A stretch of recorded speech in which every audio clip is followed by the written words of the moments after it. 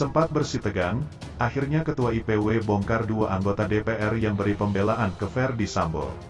Namun sebelum kita bahas, admin mengucapkan terima kasih kepada kalian semua yang masih mengikuti channel kami, dan kami akan terus menyajikan berita terupdate setiap harinya. Ketua Indonesia Police Watch, IPW, Sugeng Teguh Santoso mengungkap jejak digital dua anggota DPR RI yang memberikan pembelaan pada Ferdy Sambo di kasus pembunuhan terhadap ajudannya, Brigadir J. Sugeng menyampaikan bocoran tersebut kepada anggota Mahkamah Kehormatan Dewan, MKD, DPR di Kompleks Parlemen, Senayan, Jakarta, Kamis, tanggal 25 Agustus tahun 2022.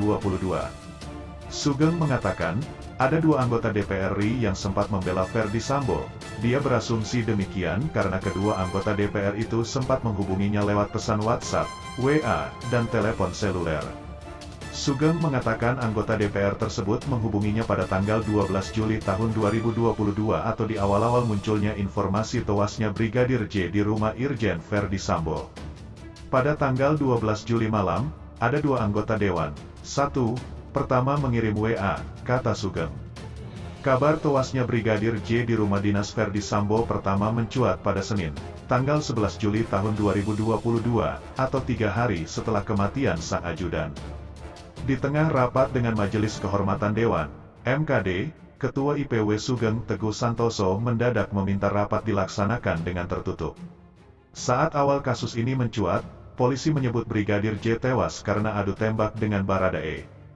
Brigadir J tewas karena berusaha melecehkan Putri Chandrawati selaku istri Ferdy Sambo. Sugeng mengatakan anggota DPR itu awalnya mengirimkan tautan berita soal pernyataan Komnas Perempuan yang menyebutkan bahwa istri Irjen Ferdy Sambo, Putri Chandrawati, harus mendapat perlindungan. Namun, karena banyaknya pesan yang masuk ke ponsel Sugeng ketika itu, pesan dari anggota DPR tersebut tak terbaca. Tak lama kemudian, legislator itu meneleponnya. Di samping itu Sugeng menuturkan, di awal obrolan, dirinya sempat tersinggung karena anggota dewan tersebut memanggilnya dengan sebutan Dinda. Padahal Sugeng tahu lawan bicaranya ini tak lebih senior dari dia.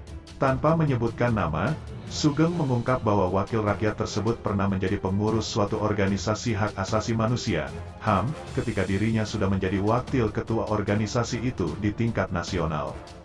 Saya tidak sebut namanya, memang dia anggota dewan. Dia apakah lebih tua dari saya atau tidak, yang pasti saya tidak pernah menjadi adik asuhnya, ujar Sugeng. Meski sempat menegang, pembicaraan akhirnya tetap mengalir. Saat itu, kata Sugeng, anggota DPR tersebut menyebut bahwa Ferdy Sambo merupakan korban dalam kasus ini. Anggota dewan itu bahkan tampak ikut kesal atas kasus yang menyeret Sambo.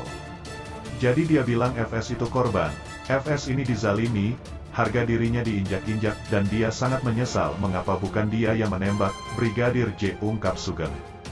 Kepada Sugeng, anggota DPR ini menyampaikan narasi baku tembak antara Brigadir J dan Baradae di rumah dinas Sambo yang akhirnya menewaskan Yosua. Sebagaimana narasi yang disampaikan polisi di awal, anggota dewan itu juga menyebutkan bahwa insiden baku tembak bermula dari pelecehan Brigadir J terhadap istri Sambo. Saya bilang, oke, info ini saya tampung, balas Sugeng.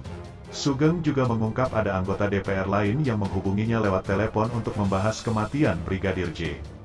Namun, Sugeng memastikan, anggota DPR ini tak berupaya memengaruhi pandangannya terkait kasus ini. Saya cuma nelpon sama dia bilang, enggak bang, ini soal kasus Sambo ini janggal, dia tidak memengaruhi kalau ini, beber Sugeng. 3 hari setelahnya atau tanggal 15 Juli tahun 2022, Sugeng juga mengaku mendapat telepon dari salah satu polisi berpangkat Komisaris Besar, Kombes.